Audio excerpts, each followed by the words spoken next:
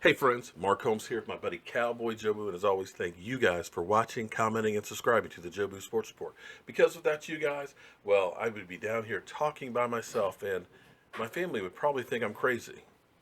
No, wait, I go around with a voodoo doll. They already think I'm crazy. But anyway, before I get to the topic, I gotta share something that I discovered today, and that's analytics. Analytics here on YouTube really lets you know anything and everything about you guys, the fans. That's right. I know what time you guys went to bed last night. That's how much information they got on there.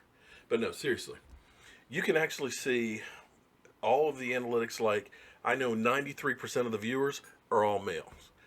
Fellas, we got to get more women up in here, dudes. It's too many hard legs in here. We have to get some more of the wonderful ladies.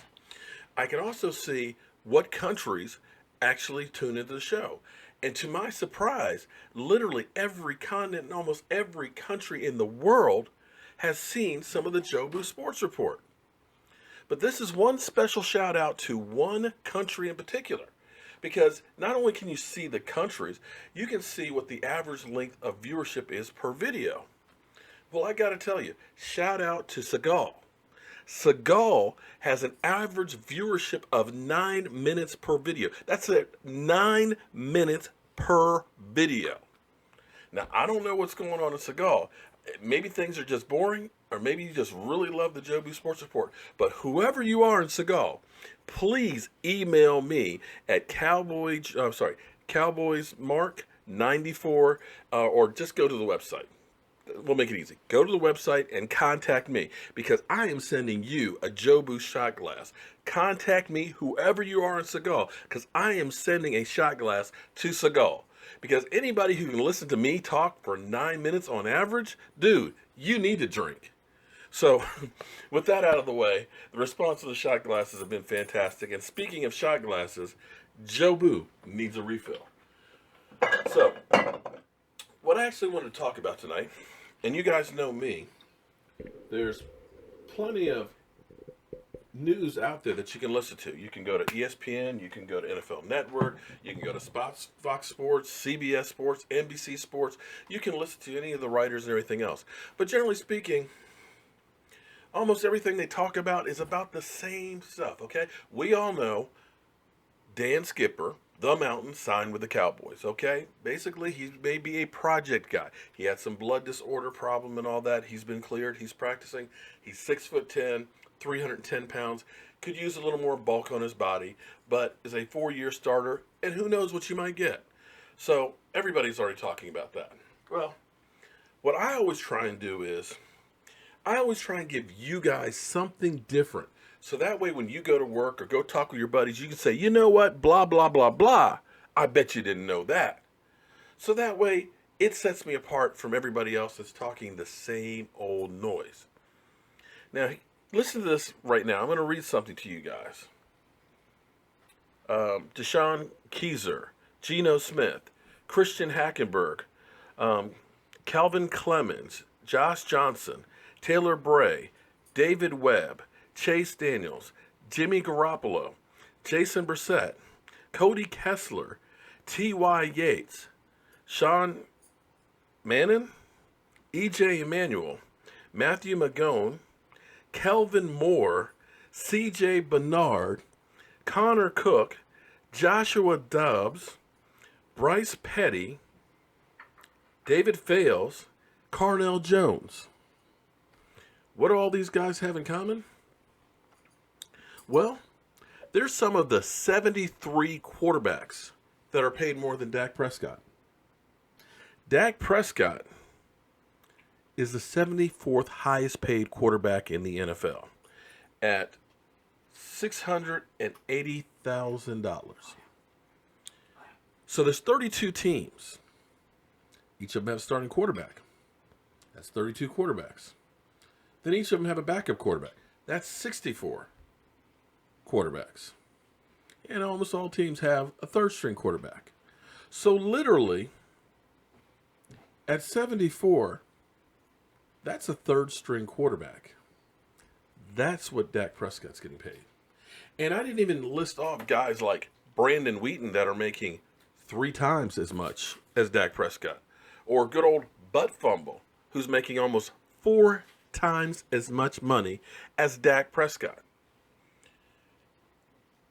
If there was ever a case for a guy to say, I'm holding out, I deserve more money. I was NFL Rookie of the Year, and I deserve a little bit more, because in football, there really is no such thing as a guaranteed contract. And of course, the Dallas Cowboys are going to say, you know what? We're going to take care of you in 4 years. And he knows, hey, I'll get paid. But what happens if I break my back? You know, when you look at a guy like Kirk Cousins getting $25 million, or when you look at 30 quarterbacks that are making over $10 million a year, it's a travesty that Dak Prescott is only making $680,000.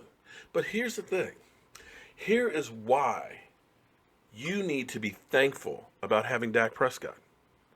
In fact, before I get into that, let's watch this clip, this interview of Dak Prescott, and then we'll discuss it afterwards.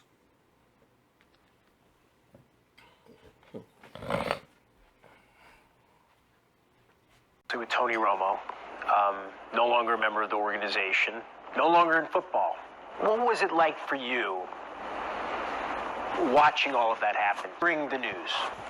Yeah, I mean, I just remember hearing the news and just reaching out to Tony, telling him my best wishes were with him. Congratulations on a great career. I know he'll do well in CBS and his upcoming, whatever he does, engagements and whatever he gets into and continues to get into after the game. But he was always a great mentor to me. We had a great friendship, and hopefully, I know for a fact we'll continue to have that.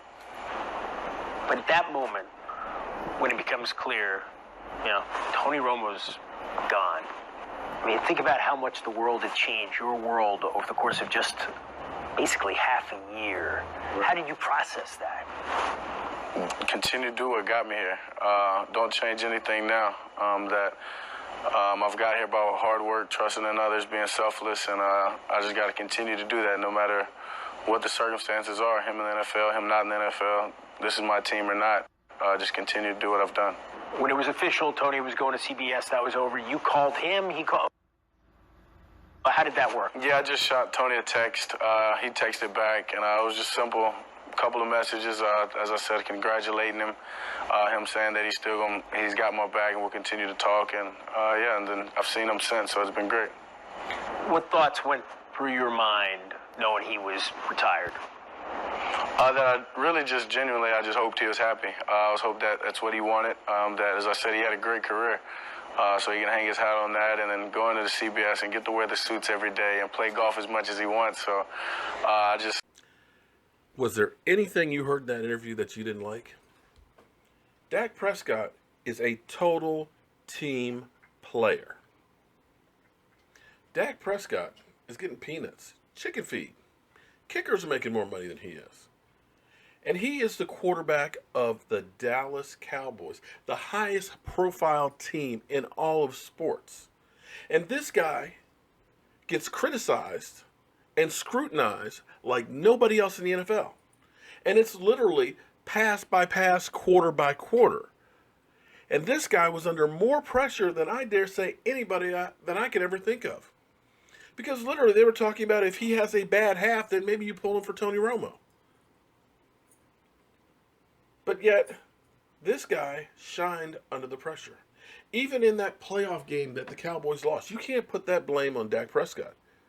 They were down 21-3, and he brought the team back in. If it weren't for Aaron Rodgers pulling the magic and some bad coaching, we would have won that playoff game.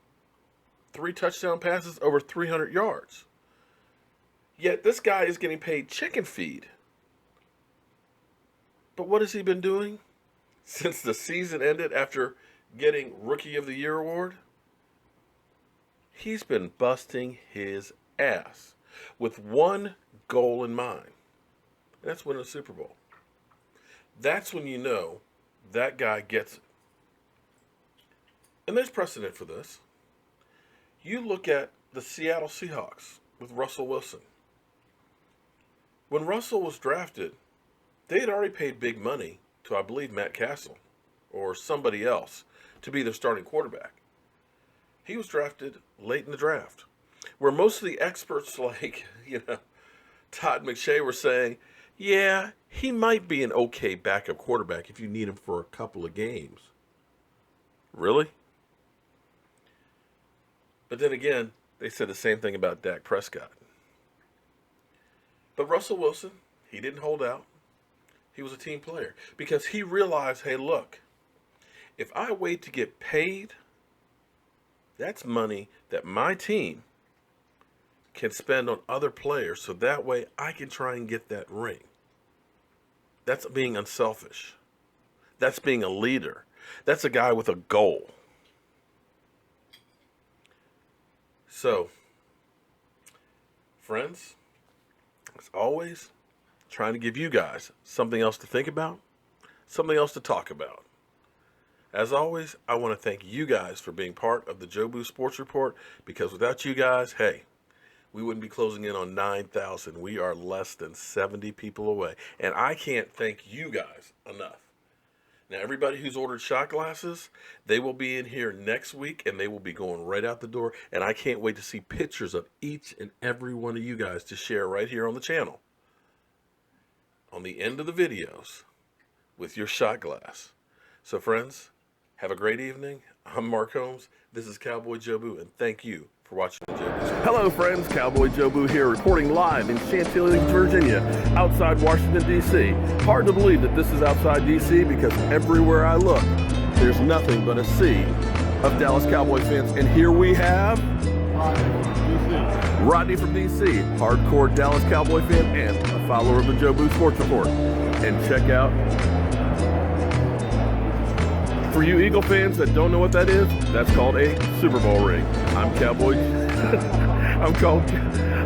Jobu with the Jobu Sports Report, and we'll be bringing you more live here in Chantilly, Virginia.